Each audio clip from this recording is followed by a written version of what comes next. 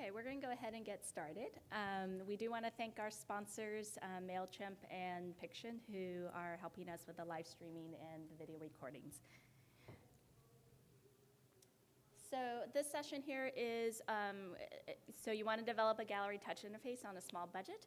We're going to be talking about tips and tools that you can use to help develop gallery interactives. What I'm going to be talking about, and I'll introduce myself. My name is Vivian Haga. I'm the director and CEO of the Balboa Park Online Collaborative. We also have Wesley Hsu and Anna Lavatelli here as well. We're going to be talking about, I'm going to be talking mostly about how do you incorporate touch technology strategically as an organization, what makes sense, and how do you successfully integrate it into your galleries. We also will be talking about cheap methods, cheap tech that you can use, and then content production for touch interfaces. Before we begin, let me tell you a little bit about our organization. All three of us are from the Balboa Park Online Collaborative, which is, for those of you who don't know us, it's a very unique nonprofit organization. Our mission is to foster a culture of innovation and collaboration among nonprofit organizations through technology with a focus in Balboa Park.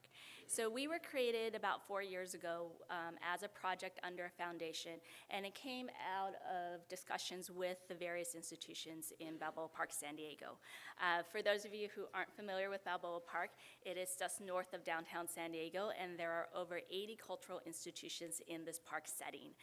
12 major museum institutions as well as performing arts and smaller cultural institutions in there. So we were created out of a discussion with the various organizations, and what the foundation, a local foundation, realized was that most of these institutions did not have any IT staff or web staff or technology staff. And so instead of funding individual projects, they decided to fund an organization that would help bring experts in technology to San Diego to help the organizations with their technology initiatives. And that's how BPOC was formed. In the last year, we've actually transitioned from the foundation. It was part of the foundation's original goal to have us become a nonprofit standalone entity after 3 years. And so this last year, we've actually successfully transferred as our own 501c3. So we are a nonprofit. Our mission is to help support the museums in terms of technology and connecting audiences with their mission and their goals. So, and you can see this is our vision, which I talked a little bit about. So how do we do this? We do this by really working collaboratively with the arts, culture, and science institutions. We have a wide range of institutions that have staff of 1 to over 100. So you can see various budget sizes and staff sizes. Our goal is to help them address common technology issues. So if there's a way that we can build a tool or help more than one organization, that's something that we definitely pursue. We also want to improve the public's access to the rich cultural resources. There's a wealth of collections and programs that are available to the public, and not everybody knows about it. So our goal is really to help the public connect to that through technology. We also want to create a platform for dialogue and cross-institution collaboration. So that's one of our other goals. And the main thing is also to prepare our institutions for technologies that are coming and for the audiences that are just growing up. So that's one of our other goals. And our services, just to give you an idea, we pretty much do everything. From basic IT support for desktop and servers. Again, if our institutions can't function internally, then they can't really serve their public. So we have to have a base. We also work on websites, in-gallery technologies, video production, mobile development, collection, digitization, and online access. Again, it's getting the public access to the museum's collections. And then because we are in a large park setting as a group, our goal is to help provide access to the park itself. So everything from implementing Wi-Fi in the park to outdoor kiosks and managing the park's website, those are things that we do at Balboa Park Online Collaborative. Today, we are going to focus on touch technologies. One of the things, and I'm just going to give you some statistics that just came out, one of the things that we are seeing, as all institutions are, is the rise of mobile technology. The number of mobile devices is just growing and growing exponentially. A recent report from Pew Research Center that just came out in September said 91% of American adults have a cell phone, and 56% of those are smartphones. Tablets are also growing. 34% of American adults 18 and older have a tablet, and that number doubled since 2012, so it's just going to increase more and more. So what does that mean for the institutions? It means that people and visitors are expecting information at their fingertips. That's one of the things we have to address. Museums are challenged with how do you address these visitors' expectations in an engaging way. At the same time, it's also an opportunity for museums to connect with visitors using technology and through their own personal devices. So one of the things that we're seeing is that instead of investing in audio tours and audio devices that you have, like antenna solutions and things like that, people are coming in with their own devices. So how can we push content directly to their devices so you don't have the expensive upkeep of devices in your institution? So it's a cost-saving opportunity as well. So what I'm going to focus on is how do you integrate strategically. And I'm going to focus and give you case samples of 2 institutions in the park and what they did. One of them is the Museum of Photographic Arts. They are a museum with over 7,000 in their collection, and they're one of the few standalone photography museums in the nation. What was interesting about the Museum of Photographic Arts is that they are relatively young. They're about 25 years old. They've only had 2 directors. And their first director retired in 2006, and a new director came in at 2006. One of the things that she realized is that during that period, we saw a lot of growth in photography, especially in digital photography. So as a result, the museum started to embrace technology more and more because they were seeing in the photography field itself, technology was becoming part of what photographers were using. So in 2006 and 2007, they really worked on a strategic plan. The last strategic plan hadn't been updated for a while. So as a new director, she brought the team together to look at, what are we going to do in the next 3 years. The strategic plan was adopted we worked on it for several years, and it was adopted. And one of the things that main goals for that museum was to embrace technology. They saw that as very important to what they were doing. So what they started to work on is actually, it started with a problem that they had. They had a great exhibition that was showing street photography, and they had this wonderful library with a book that the librarian really wanted to show in the exhibition, and the curator wanted as well. Well, traditionally, when you showcase a book in a gallery, it's in a case, it's open to 2 pages, and you can't touch it. This was at the time that Kindles were coming out and the iPad was just coming out.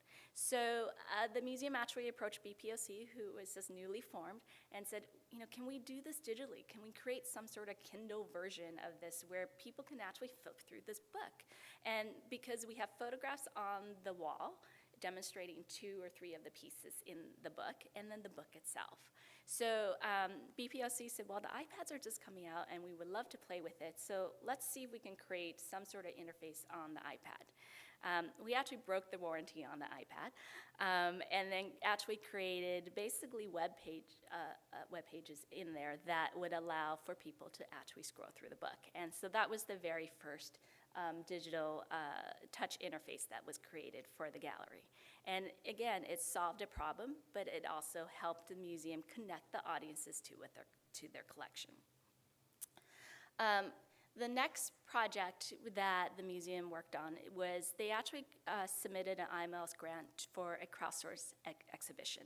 And the idea was to actually create a touch interface that would allow visitors to become their own curators of the museum's collection. And then out of those curated sets, it would become an actual physical exhibition. Well, we had an opportunity at the museum to collaborate with University of California, San Diego. And we had students actually create a prototype to test out some of the ideas. Since it was a 2-year grant, it gave us the luxury of actually creating some prototypes to see if our idea actually was valid and if actually visitors would want to create sets. And so the first interface was called My Gallery. It was in partnership with UCSD as well as the Technology Institute in Japan. The program that we worked with at UCSD sent students to Japan for the summer to work on a technology project all summer long, full time. And it was a great project in that it provided technical expertise as well as a full-time position for 2 students, and it was very low cost. Everybody split their costs. So the museum paid for 2 airline tickets for the 2 students. The institution, UCSD, paid for the student stipend, and the Japanese Institute paid for their housing. So it was a great collaboration, and all 3 worked together on the project. My Gallery was a touch interface that was on a touch table that allowed people to look at 50 images from the collection. Visitors could actually sort through the images, they could expand the images, they could then pull it into essentially like a light box where they can create their sets. What we realized as we built it and tested it, we actually tested it at a space called the Knowledge Capital Trial Exhibition. It was an exhibition that was on view for 3 days, and we had 12,000 visitors go through the exhibition. And we had visitor evaluations, we had our programmers there actually watching what the people were doing. What we realized is that the more steps they had to take, we saw a decline in number of people using it. It actually went from 1 window to a second window to a third window. Each window we saw increasingly drop off. So one of the things we learned is keep your touch interfaces very simple. Don't have too many steps because you'll lose your visitors that way. We also realized visitors don't really want to create sets. That's what curators do. They really do want to do that. They like to play, zoom in, zoom out, but creating sets, putting a title together, that was not something they really want to do. This prototype actually won the Muse Award through AAM. What was great about it, because it was multilingual, it actually had 3 Japanese keyboards as well as an English keyboard. So it was a really amazing touch interface. And so we learned a lot from that. And because of that, the next iteration for the actual IMLS grant was called Soapbox, and everything was on 1 page. And with Soapbox, we simplified it down to allowing people to rate images. So they could rate 1 to 4, essentially 4 stars. There were 120 images that were randomly selected by the institution and through an algorithm by a session number. And then visitors were asked to rate as many images as they want. In order to try and get them to rate 120, the images were basically packaged in sections, so you could rate 20 was the first step, and then it would incrementally go up. And with each step, you actually received a badge.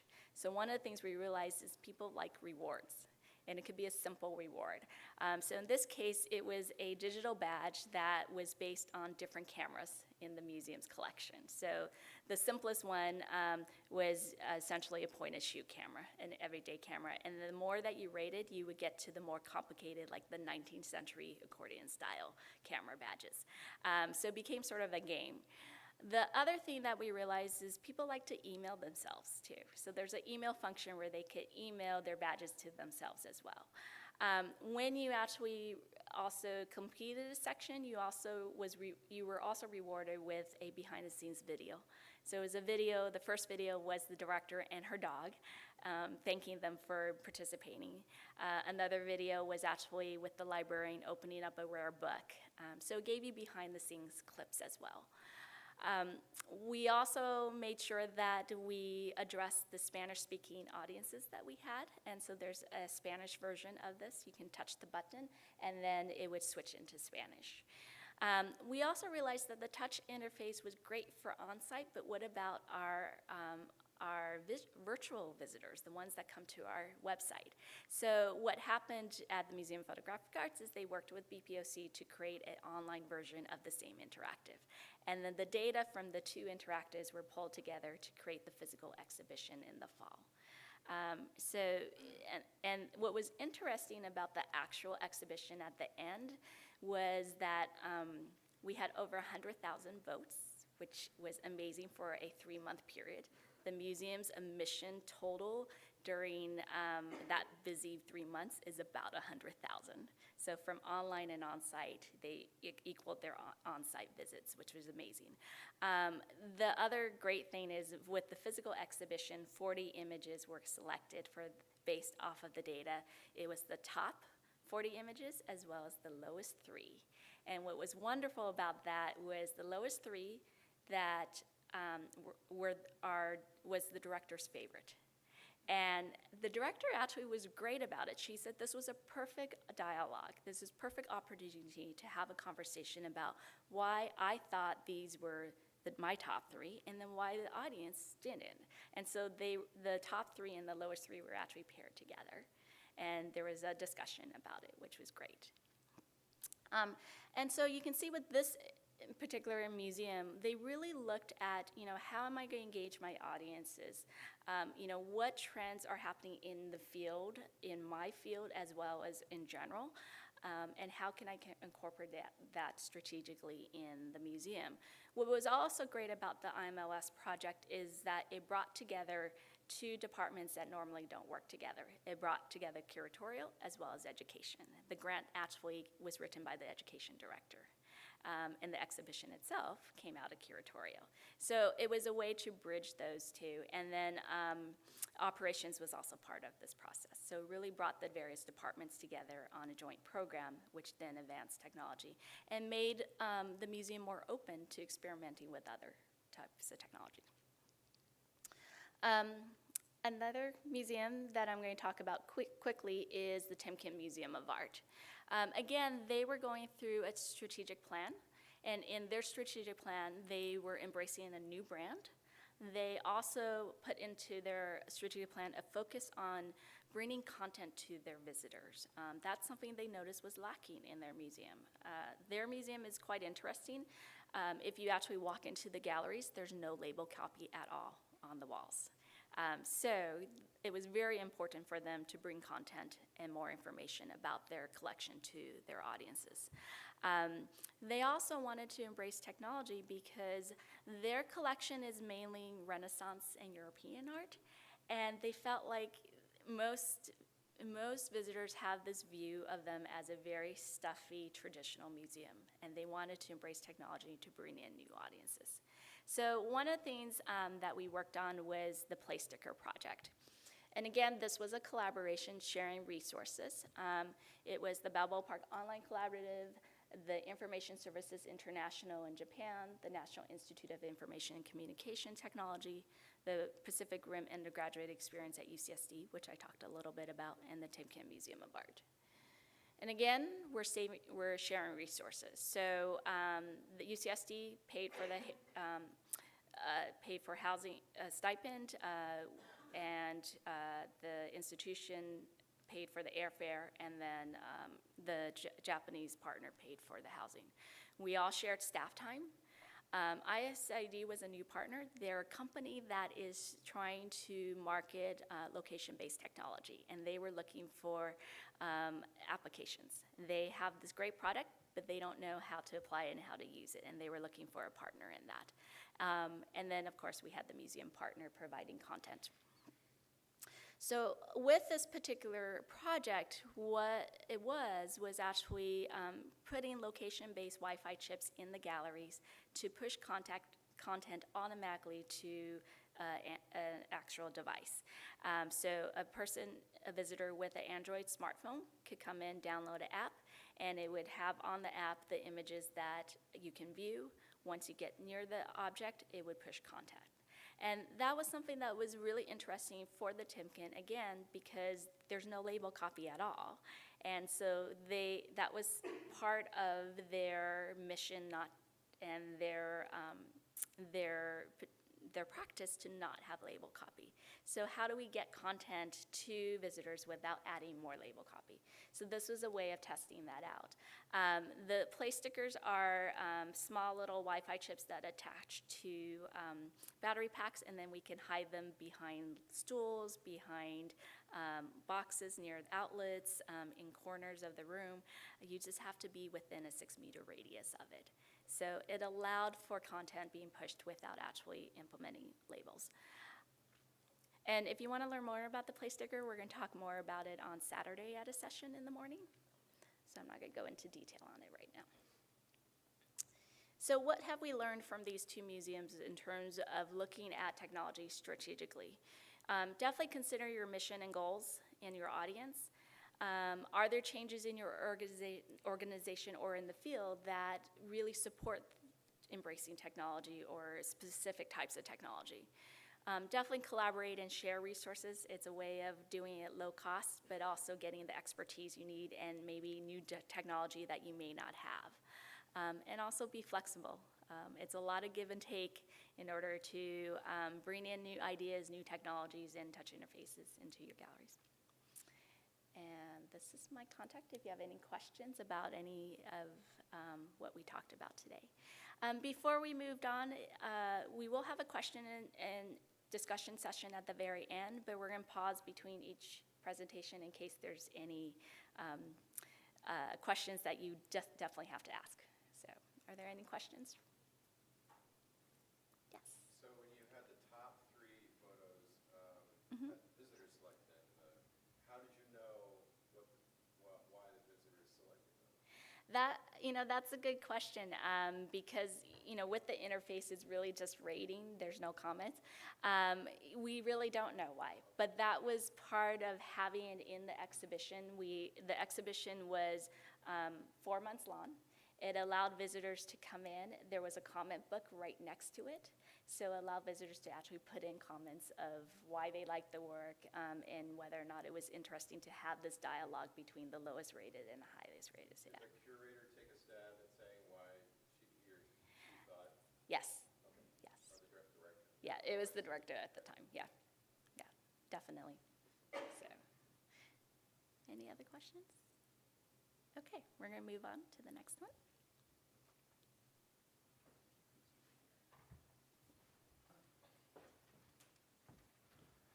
All right, I'm going to talk a little bit about cheap methods and technology that you can use for touch interactives. So the first thing I'm going to talk about is user story cards, how you can use these to help direct the goals of your projects, and then some user testing methods that don't cost much, but they can yield a lot of valuable information from users, and then some cheap technology that you can use. And then I'm going to show a couple examples of things that are free but can do really amazing things. So user story cards, what they are is essentially, they're just pieces of paper with writing on them. And you can just, you write them out as many as you need, and they just look like this. So it's really just a fill-in-the-blank sentence where you say as a, and then a user, so you personify the users that you're looking for, the different roles that you'll have, whether they're someone that's trying to find information about a specific piece of content or something. And then you have I want to action, so you turn the action into an actual feature of your product. And then in order to goal, so this puts some motivation behind the actual feature that you want to add into your product. And so you want to make sure that when you write these user stories that they're not too broad. You really want to think about when you're in your development process, if let's say you have a two-week iteration period between when you meet with the clients every few meetings. You want to make sure that it's something that's scopable within those two weeks. So something that's way too broad, it's called an epic, where you have to break it down into something a little more specific. And what this allows you to do is, first of all, it's cheap, and then it's also something that you can adapt. It's part of the agile development philosophy, where something might change along the way, which always happens when you're on large-scale projects. So you might have to rewrite something, or you might have to change how specific or how the wording goes. And it also helps the user, or it also helps the client and the developers think in a less linear fashion, because a lot of times with project requirements, it's just a list. And you run the risk of biasing what you're focusing on with, what in cognitive science is called the recency effect and the primary effect, where things at the front of the list and things at the end of the list are things you remember the most. So by having cards all over the place, you don't bias any specific topic. So I want to go over a couple good examples and bad examples of what a user story card looks like. So here's an example of something that's way too broad. As a person, I want to see information about Japanese gardens in order to learn more about Japanese gardens. It doesn't really pinpoint a specific feature. It's too broad. It's just a person, and they just want to learn generally about Japanese gardens. Here's a better example. As a tourist, I want to see pictures of Japanese gardens in order to learn more about Japanese gardens, other Japanese gardens. And then an even better example is, as a tourist, I want to play with panoramas of other Japanese gardens in order to feel like I'm visiting the other gardens. So this is really specific. You're talking about a tourist, and you can already envision, you're sitting there playing with panoramas on a touchscreen, and you want them to experience what it's like to go to the other Japanese gardens. And so the process with using user story cards is this should happen after you've already defined your top goals, and after you've kind of already agreed on what your medium is, so whether it's an app or a website or a touchscreen interactive. And then you want to sit down with everybody. That's your client, the designers, the developers, the project managers. They all sit down, and you want to give yourself kind of a time cap. So depending on how large your project is, you might want to do 20 minutes, or you might want to do 40 minutes. If it's a smaller project, 15 minutes might just be enough. And then you give yourself that time cap, and you look at your goals, and then everyone just write out as many user story cards as you can. Think about don't think about your budget too much, just go crazy. Anything you can think of, because later on in the process, you will filter out things that are too crazy. And then after that time cap, you want to start categorizing things, because some things might not be in the scope. So you might find that some people have made user story cards that are redundant, and that's actually a good sign. That means that's probably something that is really in high demand. And so you group things together. Some things might not even fit into the categories, so they're off on the side. And then after you've made these groups, you want to relay everything back to your high goals, your high-level goals. So here's an example. You can look at the bottom two. I'm not sure if you can read it from here, but all of these are generally related to the idea that you want to have some sort of comparison between Japanese gardens and Western gardens. So they all go under one. They all go under one category: diagrams with comparisons between Japanese gardens and Western gardens. And then they all relate to the high-level goal of showing the difference between Japanese gardens and Western gardens. So you make sure that you've made these user story cards and they make sense. And now, once you've made your groups and you've got your organization, you think about which things are most important to you. And there's a method called the Moscow method. It's kind of just this wonky acronym. It stands for must, should, could, and won't. And so this is referring to the different features that you've come up with. So must is features that are minimal but will make the product useful. Should is they're not features that are not critical but they'll increase the value of your product. Could are things that are nice to have without too much cost. And then won't are things that are either outside of the scope, possible for the future, or just you're not going to do them. And then once you have your user stories, you start to pick out the ones that you're going to use for the first iteration. So between when you start developing and when you're first meeting with the client again. So you want to start building out things like workflows and wireframes, mock-ups, prototypes, to the point where you have something to show at the end of that period. And then after that period is over, you go back again to the other set of user stories that you want to start working on for that period. So it's a cyclical process. And one of the best pieces of advice I've ever gotten is that you want to make sure between your development times, you want to protect the developers and designers from having too much contact with the client, because a lot of times you'll have clients that say, oh, I want to change this actually. Actually, don't change that. Change it back. And that ends up costing time, or it ends up taking a lot of time and taking a lot of costs. So it should be the job of the project manager to protect the designers and developers from getting too much feedback from them, because the time to get feedback is between those development cycles when you're meeting with the client and saying, here's what we have, what do you think? That's their time to provide feedback. And now I'm going to talk about some cheap user testing methods. But the first thing I want to say is you want to test early and test often.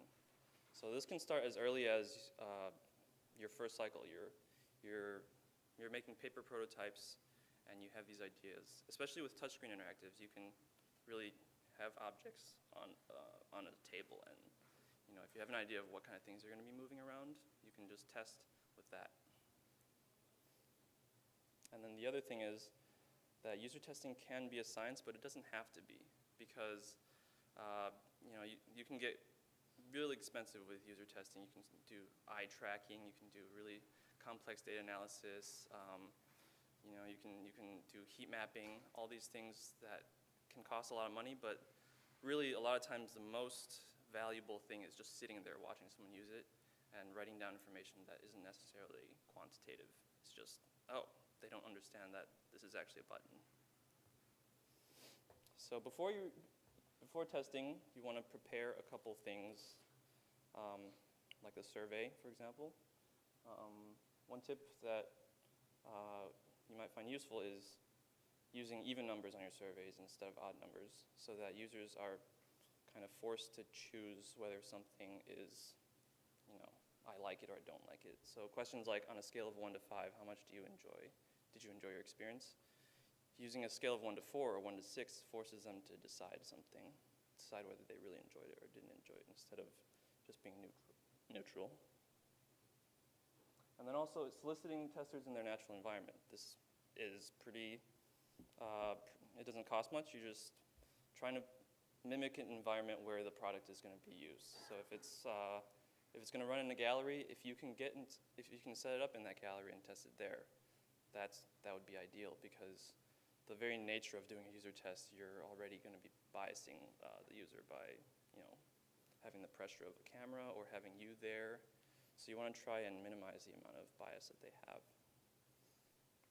Also using valuable but cheap incentives, things like coupons, t-shirts, passes, whatever you can offer them to make their time worthwhile. And then something that a lot of people might not think about is having a very similar product to test. So if for example, you're testing some kind of e-commerce checkout system, there's plenty of examples of similar things that you can test out and ask them to do things that are very similar to what you're trying to test and see how, see examples that, that they find useful. So really just asking the user, do you find, or are there examples of e-commerce checkouts that you like or really enjoy, and then running that test, and even running the same test on another product and your product, and then not necessarily telling them which products you're testing yourself. And then also, the last thing is having audio and video and screencasting to have notes to go back to if something was interesting and you want to reference it again. And then during the user testing, there's 4 methods that you kind of end up doing concurrently. They're all just names, but you kind of make a mix of all these different methods. So there's concurrent think aloud, which is basically just having the user verbalize what they're saying or what they're thinking as they're going through your product. I'm moving this here, and this is what happens. So just thinking out loud. And you want to consider testing in groups if possible, because then you don't have to prompt the user as much. A lot of times when you have groups, they're just going to talk out loud, and they'll think out loud because they're discussing as a group. And then there's concurrent probing, which is when you're asking questions as they're working with the product. So if there's a piece of content that's particularly complex, they're teaching some concepts that are complex, then you want to have the user tell you, do you understand what you're doing? Or, well, what can you tell me about what you're doing? Are you learning something about this concept? And there's retrospective think aloud, which is essentially you're just having the user walk you through their thought process after the fact, and have them explain to you what happened and what they were thinking when it happened. And then retrospective probing is where you want to actually do things like survey questions. So asking questions like, did you enjoy this experience on a scale of 1 to 4? Did you find the experience easy or difficult to understand? And then also things like, do you have any suggestions? So a lot of times you'll get things that are completely out of scope, but other times they'll have suggestions that are actually very insightful, and something that you didn't think of. So here's a couple examples of things that I've learned from testing user interaction, doing user testing on touchscreen interactives. A lot of times, if something doesn't work after a couple tries, users give up within seconds. So a good example is, Vivian talked about the My Gallery interactive. There's a scroll box on the left side of the screen with thumbnails of images, and people would scroll up and down. And then when you get to the end, at first we had it so that it wouldn't really go anywhere after you get to the end. And rather than people assuming that they've just gotten to the end of the scroll bar, they just stop using it and they just played with something else. So this is an example of something that isn't broken, but people just assume that their touch hasn't been registered. So they just assume, oh, it's not scrolling anymore. And so the second thing that I learned was you want to reinforce touch interaction with animation or audio or some kind of vibration if it's a touch device. So something as simple as grabbing a thumbnail. As soon as you touch it, something should happen. You want to make sure that the user knows that their touch has been registered. And so let's say you touch the thumbnail, it expands a little bit, and then you drop it and it shrinks back down. And then the third thing is cheap technology. There's a lot of cheap technology out there, and I want to really encourage everyone to try to think of the browser as a development platform, because there's so many things out there that are open source and free. And what I mean is literally you build something and you run it in Firefox or Chrome in full screen mode and just turn off the screensaver. HTML5 tech communities are very active. I'm going to give a couple examples of communities that you can use to find cool examples of things people are doing. It's really affordable. It's open source. A lot of times you'll see things that are really cool, and all you have to do is just view source or step through the code and click into the JavaScript library that they used. You can deploy it cross-platform. Just run it on any machine as long as the browser is installed. And this is especially useful for exhibits that are traveling, where you're not necessarily sure what kind of machine you might be running something on, or if you want to demo something at a conference, you can just pull it up on an iPad and it'll work the exact same way it'll work on a touch screen or a touch table. And then there's the canvas tag. I'm going to show a couple examples of what the canvas tag can do. It's something that hasn't quite caught up to Flash yet, but it's very quickly going to catch up and overtake what Flash can do. And then last thing is that JavaScript touch events are now supported by Firefox, Chrome, and IE. So literally, you can just plug in a touchscreen to a Windows machine and have the touchscreen on the side and open a browser, and you can touch things, and it'll pick up your touch events. These are just a couple examples of technology that we've used. And all of these are free. We didn't have to pay a single dollar to use any of these.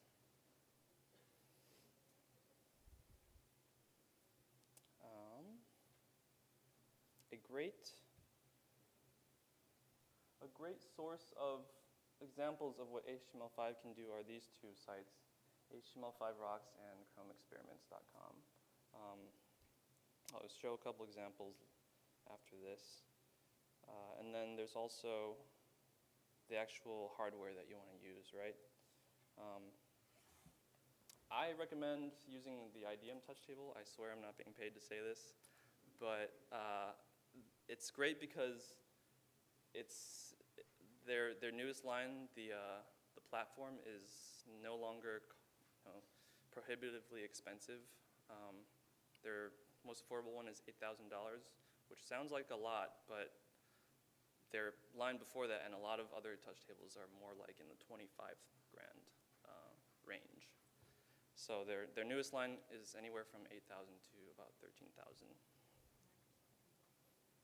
Yeah, and then there's the Microsoft Surface, or it's not called the Surface anymore, but the Microsoft touch table, SUR40, is also in the 10 grand range, but well, some of the reasons why I don't recommend that is because of the fact that the IDM touch table is capacitive, which basically means it's picking up your touches with your electric conduction rather than using infrared light, which can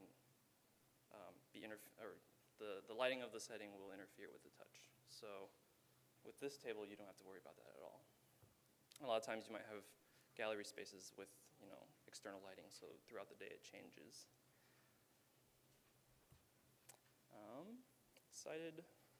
Tech we're excited about. So there's JavaScript touch events, I already mentioned. For those of you that know code, you can see there's touch start, touch move, touch end. There's a couple more. It's just a quick sample of what events they have already. There's the Xbox One Connect, which can do a lot of really crazy things. Xbox One is coming, it's coming out this week, and the Xbox One Connect can do crazy things like pick up joint rotation, it can pick up weight distribution, it can do face mapping and turn your face into an actual character, and it doesn't look weird. And it can pick up your heartbeat, which is kind of scary. But an interesting application might be a fitness application where you can tell how tired someone is or how hard someone's working, which seems like it could be pretty useful in a museum setting, actually. Hammer.js is a library that turns the HTML DOM elements into touchable objects. You can do gestures like pinch zoom and rotation and things like that. It's a pretty cool library. It's still got some polishing to do, but it's exciting. And then there's the GestureWorks Core HTML5. I'm plugging them again, I'm sorry. But they have a really extensive gesture library that you can access through the web. And I'm still trying to figure out how to use it well, but they're working on making it better. And then the last thing is WebGL, 3.js, and Unity. These are all 3D technologies that can turn the browser into a gaming, well, essentially it's a gaming engine. You can do some pretty crazy stuff, which I will show you here.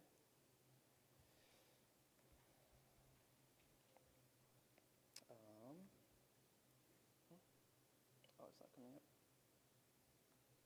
Is it on the other screen? Oh, here we go. Let's do this one. So this is, you can try going to this URL if you're online right now. I don't know where it went. Huh. Well. Oh, I think the presentation mode is making these black. Well, we can just imagine what they look like. I'll just explain what they are. It's a canvas tag, and it's running. They're just different examples of 3D environments that are running real time. So you don't have to install anything. You just go to the website, and you can run these 3D environments. One of them is a car model that looks very realistic. You can rotate it and everything. And keep in mind that WebGL, 3.js, and Unity all are free. And then there's this Contre-Jour, which is a touchscreen game. So you can go to this on your iPad, or you can even run it in Windows on a touchscreen. And it's a game where you can you have this little character where you have to get it to move. Some of you might have played this game, but you use your finger to make hills to make it roll. And you can make multiple hills at the same time because it's multi-touch. And it's all running in a canvas tag. And that's it. Any questions?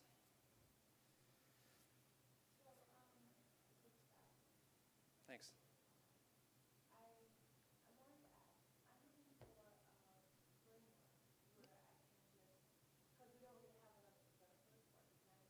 Mm-hmm.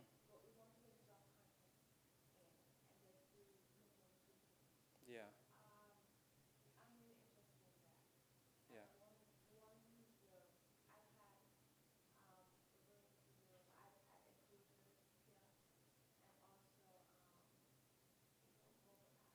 Yeah.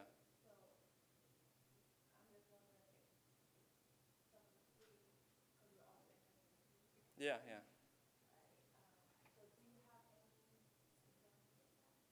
Well, what kind of content are you talking about? Mm-hmm. Yeah. Yeah, I'm just going to address some of that actually, and then we can talk afterwards if you want to. Any other questions? All right. Okay, so I'm going to talk a little bit about content production because we've talked really a lot about interface and user interaction, but it really all goes back to content. I am the Assistant Director of Digital Media at Balboa Park Online Collaborative, so I'm one of the bodyguards that protects the developers and designers.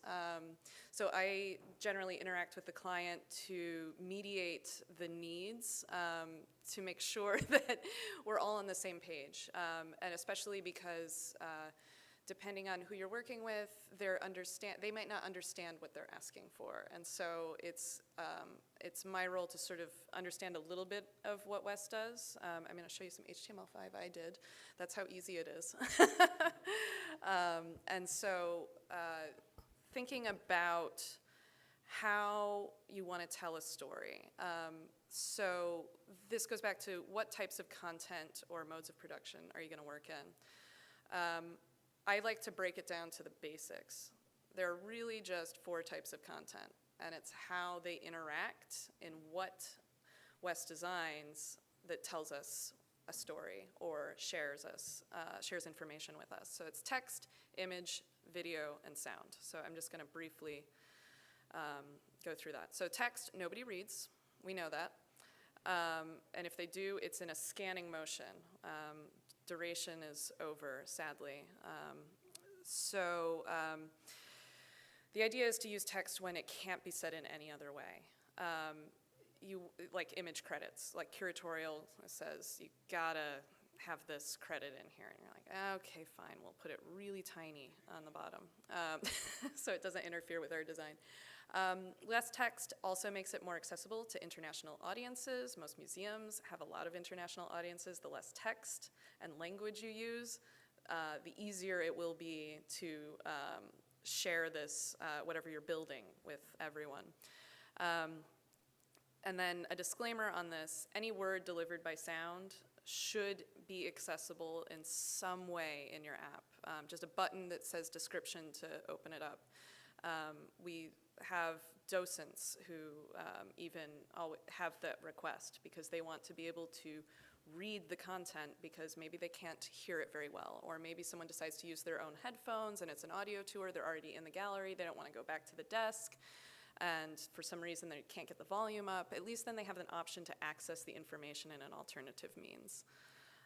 So that's my only disclaimer on text. Image. So thinking about what the image says or does. With touch, you want to go big because you're allowing people to interact with it. You want high resolution so you can zoom in. You want panoramas so that you can move around. Don't close yourself in because the image in so many cases, especially in Wes's project with the Japanese Friendship Garden, it was all based in panoramas. That was our architecture for the interface, so people could move through the space. So using images that make sense that you want to touch. So they should also be beautiful. Think about the time of day you're shooting the space you're shooting. You don't want to shoot on a cloudy day. Don't just do a shoot because it's the time you scheduled it. If the weather is not great and the sky isn't blue, if you're not planning on photoshopping the heck out of your images, choose a different day. All the photographs in the Japanese Friendship Garden tour are photoshopped heavily because it was a gray sky, because I was lazy and didn't feel like going back. And I'm a Photoshop person. So colors, contrast, lighting, dynamic images, things we want to touch. The other thing to think about in images are thinking about them in context of touch. So these are just, if you just Google image search touch interface, you'll get diagrams like this that show all the different ways people move. And I find these are cool to look at because they help you to think about the physical structure of your image, your composition, the aesthetics of the image. So in context of touch. So it's not like something I think about first thing, but it's I consider it when I'm choosing which image to work with. My specialty, video.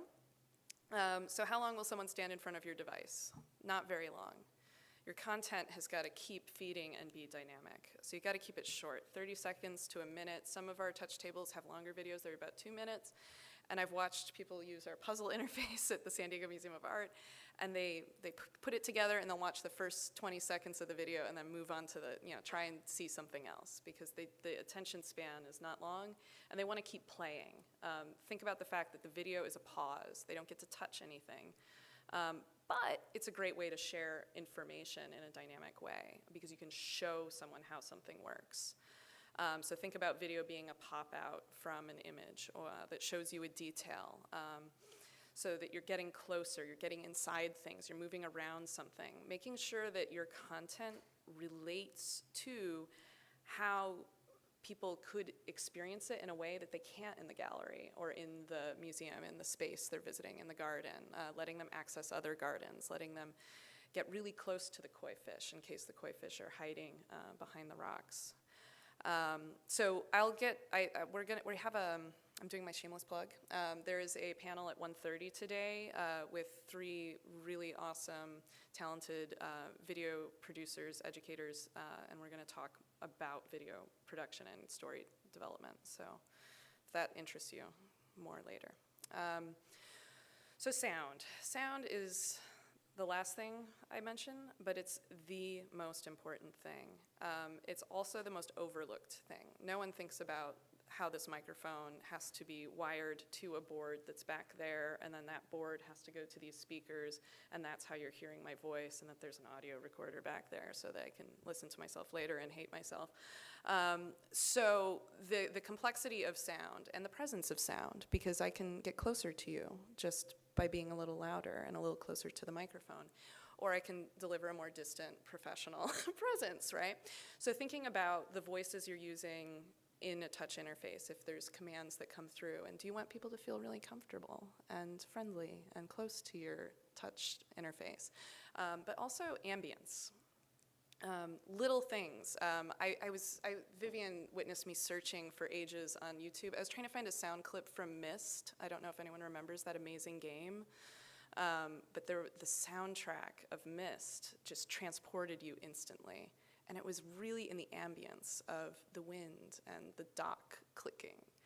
And suddenly you were transported to a new place. And that's a big part of keeping people invested in a space, bringing people into the space. The other function is for people who maybe don't speak the language or don't, if there is a narration, and for those who maybe are visually impaired that you want to have an experience for. Sound can be a way to transport people and provide an experience. So we just started meeting and working with a project with the Museum of Man, and they have the California Tower in their museum, and it's been closed to the public forever, I think. And they're in the process of getting it to code to enable the public to access the tower. However, it's a series of staircases. A lot of folks will not be able to get up there. So we are working with them and collaborating with community members to figure out how we can create an experience that would be accessible to those who physically can't go up, but then we open that up to general accessibility concerns. Content design enables you to provide accessibility to different backgrounds, so that if someone is hard of hearing, there's a visual experience to be had. If someone has visual impairment, there's an audio experience to be had, so that they could sort of be transported through the tower with really beautiful sound design. So these are some maybe obvious tips. Content creators should be involved from the project start. Sometimes we get pulled in because it's suddenly realized, oh, we really could use some sound bites for this app, or oh, it'd be really cool to have a video here. And sometimes that ends up trying to put a square into a circle on the little kid's toy. So it makes the job of a content creator harder. We do love challenges, but if you get those folks sort of part of the conversation from the start, so they understand the goals, the intentions, and the user stories, you open up a space for a much more successful product. And also keeping costs down, because they don't have to go reshoot because they did not understand the mode, who the audience was, what the feel was. Is this fun or is it serious? Is this scholarly or is it for kids? So involving your content creators from the beginning really enables them to understand the spirit of the project and the mood, because there's so many subtleties in content creation that dictate the mood. So don't just user test your content, or don't just user test the interface, user test the content. And that means don't wait to let people start seeing the video until it's inside the touch interactive. have someone watch the video and get their reactions first, because it's much more work to do all those re-exports, re-edits, and everything. So getting feedback on your own, maybe with the same group of people, maybe with some other people, to make sure that your videos are functioning and delivering the message. And then you might get someone say, yeah, that felt a little long, and you're like, it's 30 seconds. But that way you get a sense that, oh, my editing style makes it feel long. So I need to go back. The other thing that's fun is experimenting with the developer, because especially at our organization, all of our developers are designers. And so we have a way of working together that creates a lot of space for discovery and like, oh, what if we, and then your content creator can solve problems that the interface designer is coming into, or vice versa. Like, I don't know how to communicate this in a video. Do you think we could do it with an image? So getting those meetings going early on in the project before you're too invested going a certain route and it's too late to incorporate video. So you asked about iPads. Somehow, I accidentally stumbled into being the iPad person at BPOC. I have never touched an iPad until I was at BPOC. I was like, ooh, I don't know what to do with this. What I did was, we used to have a lovely woman named Perry and Sully that many of you probably know. She still works with us out of the Bay Area, and she wrote this really great article that was posted to Musematic. It's still there. And so I said, Perry, and help, someone put an iPad on my desk and I don't know what to do with it. I don't even know how to log in. So she sent me the link to this article, and it goes through a process of just writing simple HTML code and loading that directly onto the iPad along with your images, and suddenly you have an interactive. The piece of software you want to use, the softwares on here might be out of date, is DiskAid. It's a free software that allows you to connect the iPad and just drag and drop files directly into the Kiosk Pro app. Kiosk Pro is only $5. And what's really cool is they only charge you once. So we have like 10 iPads at SDMA that we kiosk in the galleries all the time, and we only paid $5. It's crazy. And we actually use it on the iPods for the tours we do as well. So this is my handy dandy document that I sent to the museum, because they're like, well, we don't want to pay you to process all this stuff.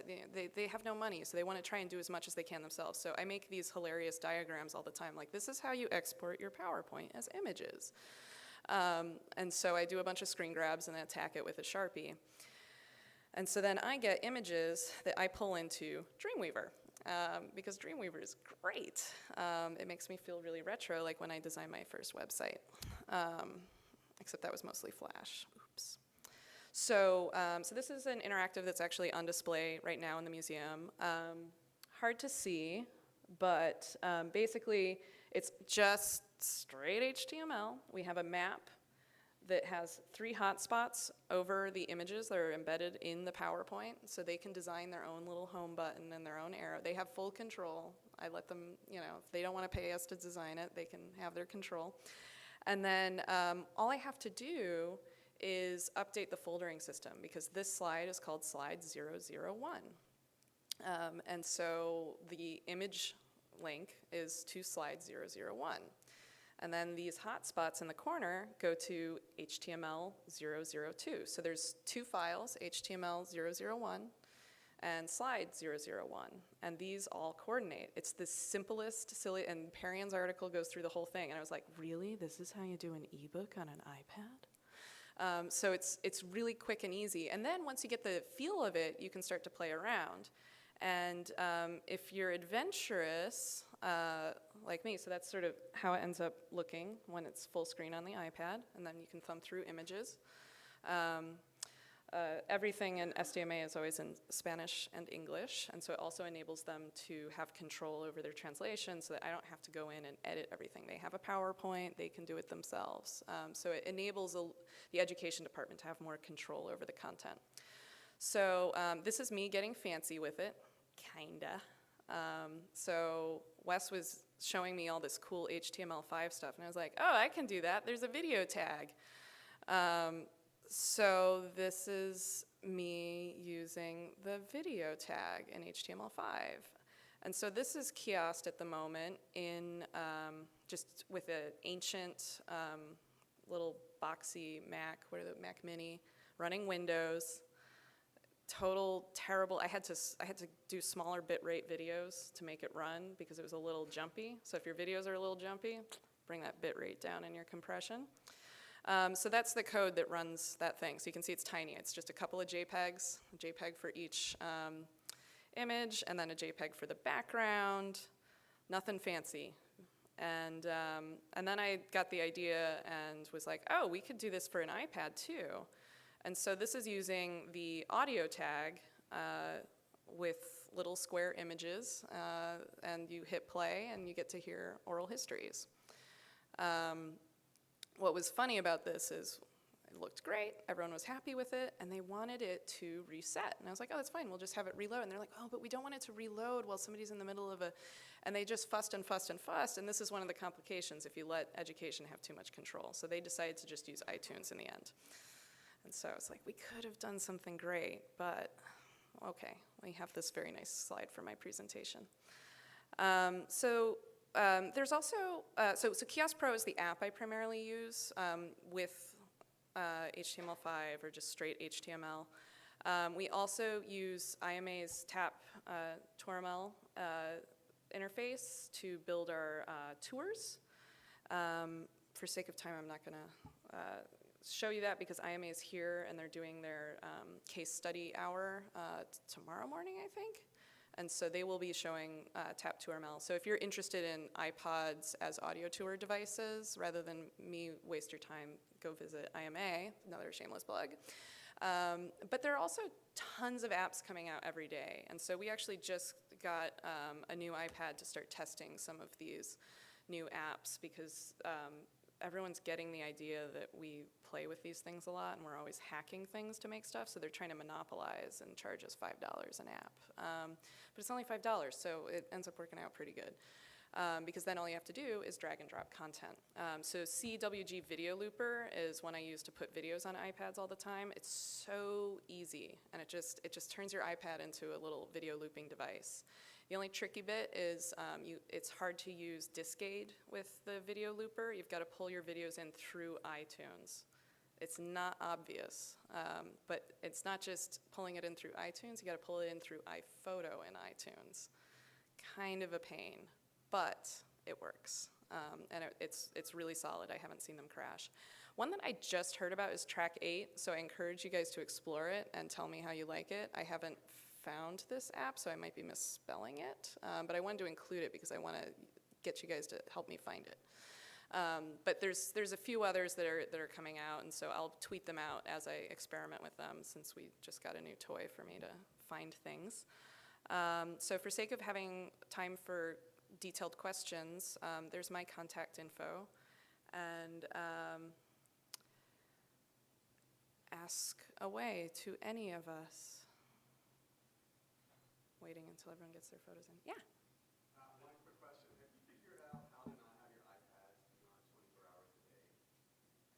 Oh, yeah. With Kiosk Pro specifically, or? Specifically, or just There is a function in Kiosk Pro that is, do you have access to the power button? Because you can enable it to let you sleep it. no, we hide it, but you mean like the sleep mode? Yeah. We had it one time, it didn't come on again or something, so we weren't sure what happened. So This is the problem with iPads. They just decide to do something out of nowhere. Like guided access has a grayed out section. So what we usually do to double lock down is we have them in a device, in a physical enclosure, and then we also implement guided access because children are very good at breaking things. It's amazing how they get on Facebook. It's like, I mean, rats to garbage. It's insane. They just, like, there's Facebook within a day. And you're like, I like triple lock that down. So they're the best user testers. You just hand an iPad to a child and you're like, okay, break it. And they're like 5 seconds later, you're like, what did you do? So you gotta put a video camera on them. what we do is we do the guided access, there's an option to enable sleep mode, and I haven't had that problem with ours, so it could be a bug. I do reset the iPads from scratch frequently and rerun the updates because they do really crazy things like that. Or guided access with the grayed out. Sometimes I can get rid of the grayed out. I wish I wanted to figure it out, and I never figured out what sequence of activities made that happen. It was incredibly random because I was hoping to share my big discovery with you guys, but it's not a big discovery because it's intermittent. Any other questions for these guys? Oh. I just have a follow-up question to that. Like, how often does Facebook appear on the screen? Like, I've never used Kiosk Pro, but like, how safe is that? Now that, well, okay, so there's also the restrictions tab. So go into your settings, go to restrictions, disable everything, like everything. Then you have Kiosk Pro not access the settings at the beginning. There's an option you check where the settings won't come up at the beginning. You run Kiosk Pro and then you guided access it. And it's like very rare now that we like piled on all the securities. And I actually haven't gotten a complaint in 4 months, I think, which is crazy. So that means either they're just too embarrassed to bother me, or everything's going great.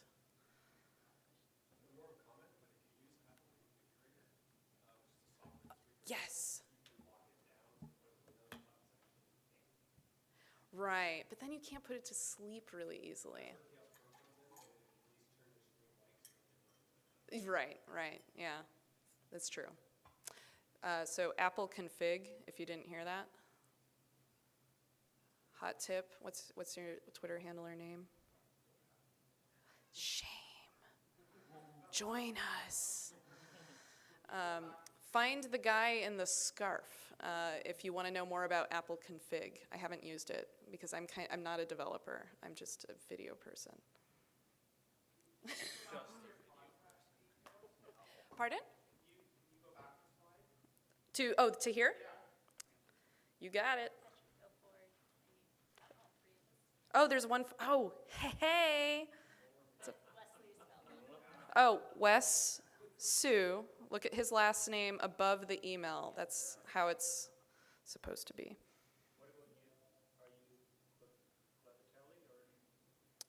Oh, yeah, AC Lavatelli.